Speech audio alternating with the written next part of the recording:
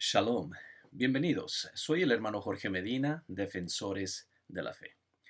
Hoy estaremos respondiendo una pregunta con respecto a la unicidad de Dios y tiene que ver con un versículo donde Jesús utiliza un par de formas plurales. La gente insiste que esto es una prueba de la doctrina de la Trinidad. Juan capítulo 14, el verso 23 nos dice: Respondió Jesús y le dijo: El que me ama, mi palabra guardará. Y mi Padre le amará, y vendremos a él, y haremos morada con él. Note entonces las palabras que están subrayadas: vendremos y haremos. Una vez más, la gente piensa, esto implica que hay una Trinidad. Cuando hay un plural utilizado con relación al Padre y a Jesús, no necesitamos más prueba. Entonces, lo que ellos dicen que significa es que el Padre es una persona y el Hijo es otra persona, y que dos personas vendrán a morar en la persona del creyente. Ahora, nuestra pregunta ¿es ese el único significado que esos plurales pueden tener? Es decir, ¿es la conclusión trinitaria ineludible, hablando bíblicamente? Bueno, lo que no significa, y de hecho no puede significar, que dos personas vienen y entran en la persona del creyente. Simple porque tal lenguaje nunca es usado en la Biblia. Es decir, ¿cómo podría el cuerpo de Cristo entrar en uno? Cuando hablamos de Jesucristo, el Hijo, estamos hablando de aquel que nació de una mujer, es decir, era hombre en todo el sentido de la palabra. Él no puede venir a morar dentro de nosotros como persona. Y entonces tenemos nosotros que darnos cuenta que este versículo no está hablando de la naturaleza de la deidad. Es decir, no está hablando de cuántos dioses hay, si Dios es uno o tres. Está hablando de la experiencia de Dios del creyente. Es decir, cómo es que aquel que ha recibido la bendición de la salvación se relaciona con Dios. Ahora, es importante que nosotros tomemos en cuenta algunos puntos. Cuando la Biblia habla respecto a la naturaleza de Dios, enfatiza su absoluta unicidad. La palabra unicidad significa simplemente cualidad de único. Entonces, cuando la Biblia está hablándonos respecto a cuántos dioses hay, cuál es la esencia misma de la naturaleza de Dios, nos va a decir que Dios es uno. Por ejemplo, en Judas, el verso 25, al único y sabio Dios, nuestro Salvador, sea gloria y majestad, imperio y potencia, ahora y por todos los siglos. Amén. Entonces note, al único y sabio Dios, es decir, esa cualidad de único que es implicado por la palabra unicidad es completamente bíblica. Deuteronomio 6:4, oye Israel, el Señor nuestro Dios, el Señor uno es. Y tiene ahí en su pantalla Isaías 43, versos 10 al 11, Isaías 44:8, y hay muchísimos versículos más que se podrían citar con respecto a cuántos dioses hay. Ahora, tenemos que hacer la diferencia entre esto y los lugares en la Escritura cuando nos habla de la obra de Dios a favor de la humanidad. Y es cuando tratamos de esa obra que da lugar a sus múltiples manifestaciones. Entonces, tenemos que tener en cuenta algunos principios generales. Primero, ¿por qué asumir que un plural en relación a Dios habla de una Trinidad? Es decir, ¿habrá otros tipos de plurales en la Biblia, aparte de la idea de pluralidad de personas? Y permítame enfatizar esa palabra, personas. Porque cuando la gente mira un versículo y dice, mira, aquí está muy claro que hay más de una persona de Dios, nosotros estamos en completo desacuerdo porque la idea de personas no surge de la Biblia, no fue mencionada nunca por Jesucristo, no fue creída por Abraham, Isaac, Jacob, Moisés y todos los patriarcas. Y no se llega a utilizar durante todo el primer siglo, ninguno de los apóstoles la utiliza, y comienza a surgir hasta el tercer siglo después de Cristo. Entonces, tenemos que nosotros, cada vez que estamos tratando de entender cualquier versículo, tenemos que volver al fundamento monoteísta de la Biblia. Eso es lo que distingue al Dios de la Escritura de todas las demás naciones. Ellos eran monoteístas, creían en un solo Dios. Esto no cambia del Antiguo Testamento al Nuevo Testamento. De hecho, Marcos capítulo 12 nos da una situación cuando, acercándose uno de los escribas que los había oído disputar y sabía que Jesús les había respondido bien, le preguntó: ¿cuál es el primer mandamiento de todos? Es decir, ¿cuál es el principal, el más importante mandamiento de todos? Jesús le respondió: el primer mandamiento de todos es: oye Israel, el Señor nuestro Dios, el Señor uno es. Entonces note, cuando la Biblia está hablando de la naturaleza de Dios, siempre va a decir que es uno. La respuesta de ese escriba fue clara también en el verso 32. Entonces el escriba le dijo: bien, maestro, verdad has dicho, que uno es Dios y no hay otro fuera de él. Entonces ese es el fundamento incambiable. Y lastimosamente, la gente malentiende la doctrina de la unicidad. Porque los unicitarios no dicen que no hay una pluralidad asociada con Dios. Los unicitarios dicen que hay un solo Dios, pero creen que Dios tiene una multiplicidad de títulos y manifestaciones. El Hijo, por ejemplo, es Dios manifestado en carne. Es decir, es la plena manifestación de Dios en el Nuevo Testamento. Es más, los unicitarios creen en el Padre y en el Hijo. Y este malentendido se hace evidente cada vez que alguien agarra la Biblia y dice: mire, Jesús aquí está hablando del Padre. O aquí Jesús se le dice que es el Hijo de Dios. Ve, no puede haber una unicidad. Y nosotros decimos: eso no tiene sentido. Es un non sequitur. Porque nosotros creemos en el Padre y en el Hijo. Pero lo que los unicitarios sí hacen es escogen mantenerse dentro del marco bíblico y no usan el término personas, porque nunca fue utilizado por ningún escritor inspirado en la Biblia.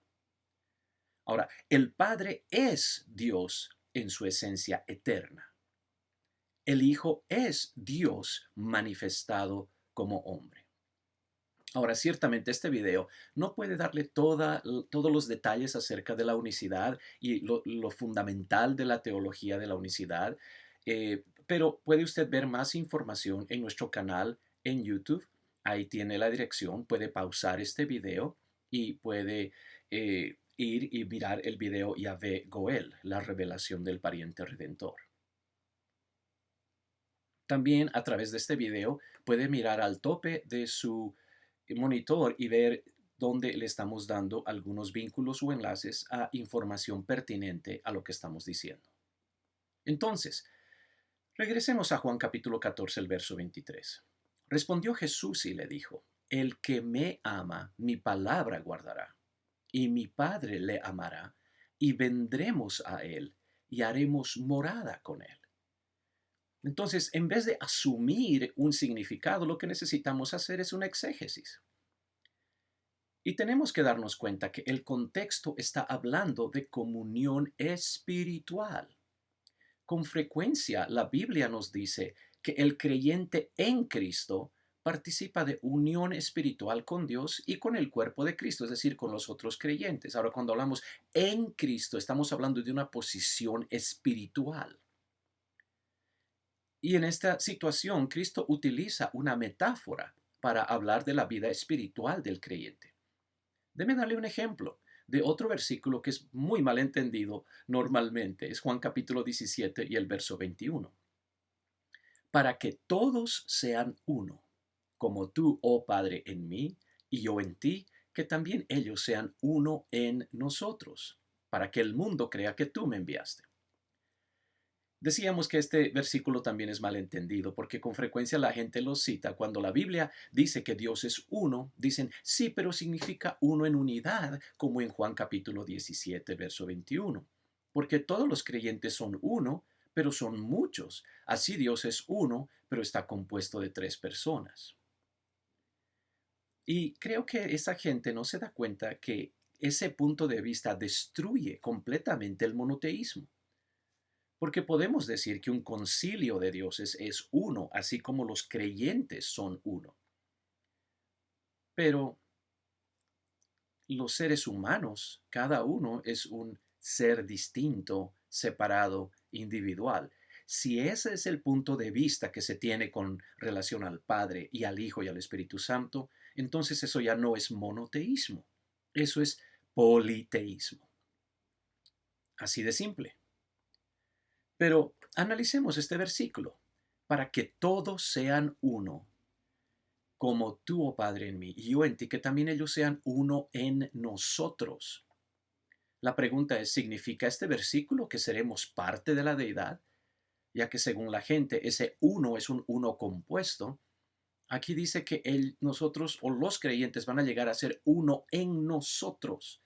Entonces, ¿van a ser miembros de la Trinidad?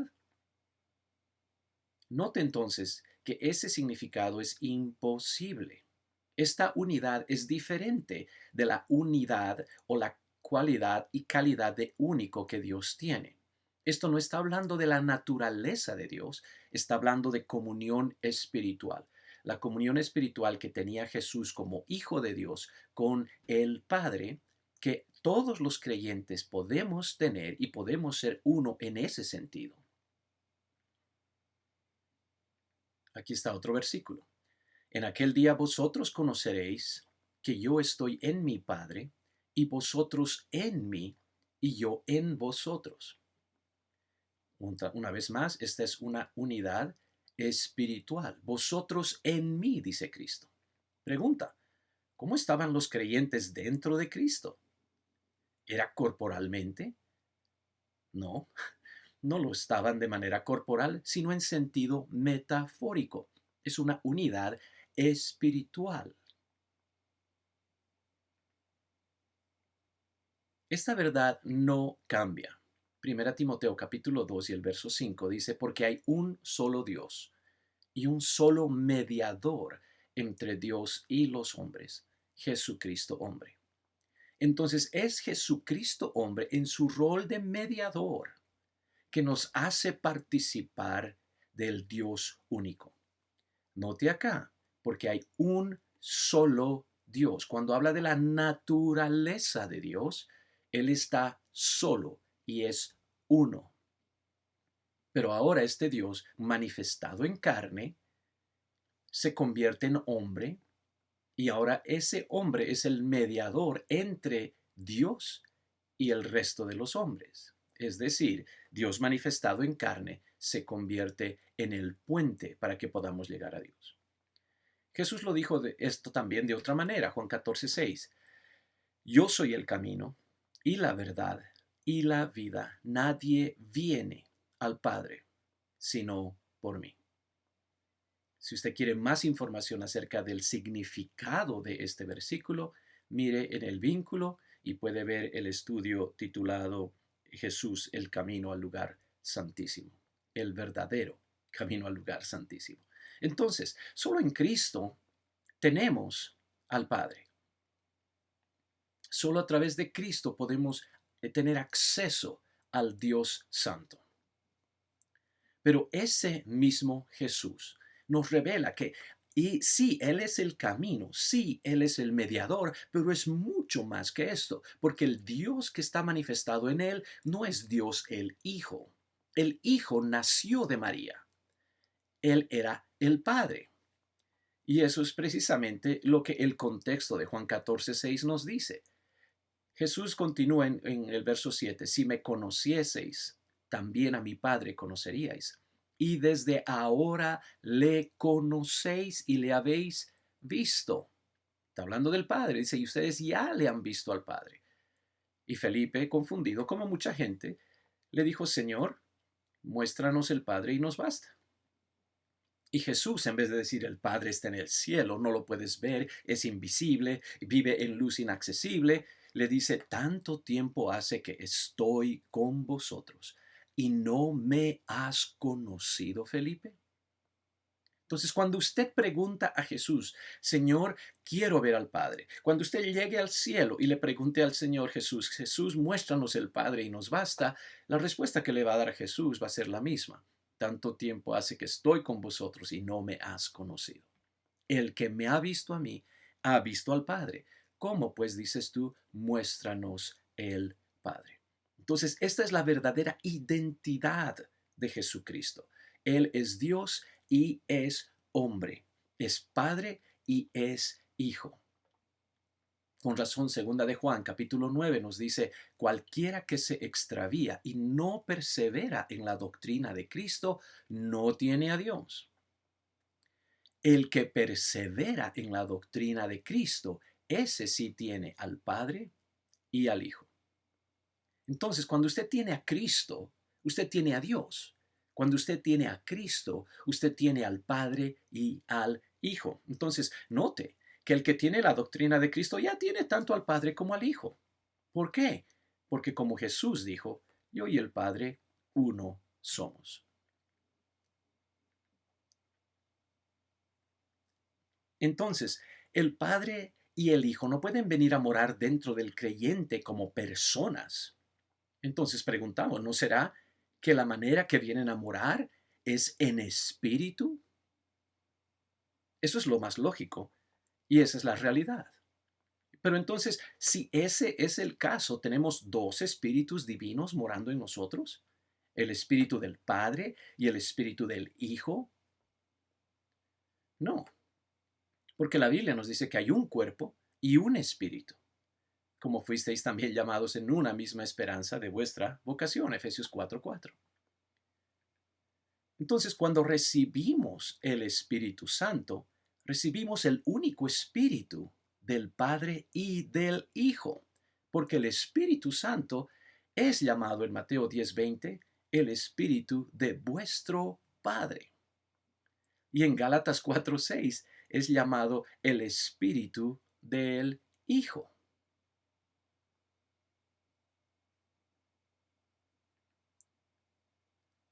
Entonces sí, Padre e Hijo vienen a morar en el creyente, pero no como personas divinas, sino facilitando al creyente unidad de espíritu con Dios. Es decir, el plan que Dios realizó, como Padre, se realiza en la salvación de ese hombre y es adoptado como hijo.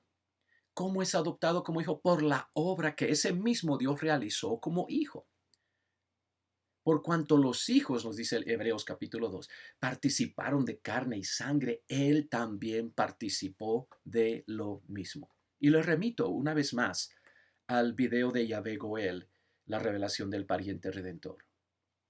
Entonces, podemos nosotros darnos cuenta que tanto la obra que él realiza como padre, así como la obra que él realiza como hijo, se hacen disponibles a nosotros como creyentes en Cristo. Por eso es que el que tiene a Cristo tiene al Padre y tiene al Hijo. El plural es simplemente un plural de manifestaciones, es un plural de la multiplicidad de obras que Dios realiza para nuestra salvación. Pero es imposible que recibamos más de un espíritu, porque Dios es espíritu. Juan 4:24. Note que esto nos está hablando de la naturaleza de Dios. Dios es uno. Romanos 3:30. Dios es uno. Gálatas 3:20. Una vez más, cuando la Biblia nos dice cuántos dioses hay, sea el Antiguo Testamento o el Nuevo Testamento, siempre nos dice que Dios es uno. Eso está hablando de su ser, su misma naturaleza. Entonces no recibimos más de un espíritu, recibimos a Dios, porque Dios es espíritu. Y usted dice, pero Jesucristo es el Señor. Pues mire lo que dice la Biblia, 2 Corintios 3:17, porque el Señor es el espíritu. Sí, Hechos 10:36 dice que Jesucristo es Señor de todos, pero aquí Pablo nos está diciendo que ese Señor es el Espíritu. Y donde está el Espíritu del Señor, allí hay libertad. Es decir, cuando recibimos el Espíritu Santo, recibimos tanto al Padre como al Hijo, porque es un solo y verdadero Dios. Entonces es imposible que dos personas moren dentro de nosotros, mucho menos tres. Cuando recibimos el Espíritu Santo, recibimos a Dios. Y decíamos, es imposible que tengamos más de un Espíritu divino morando dentro de nosotros. Y este es el versículo que nos dice precisamente eso. 1 Corintios 12:13. Porque por un solo Espíritu fuimos todos bautizados en un cuerpo, sean judíos o griegos, sean esclavos o libres, y a todos se nos dio a beber de un mismo espíritu. Entonces, la palabra de vendremos y haremos morada se cumple, pero ¿cómo se cumple? Por un solo espíritu, que es el espíritu del Padre y es el espíritu del Hijo, porque Dios es espíritu. No hay más. Dios es uno, Dios es espíritu. Si usted ha recibido el Espíritu Santo, usted vive en comunión con el Padre y con el Hijo. Muchas gracias por su atención. Soy el hermano Jorge Medina y esto fue Defensores de la Fe.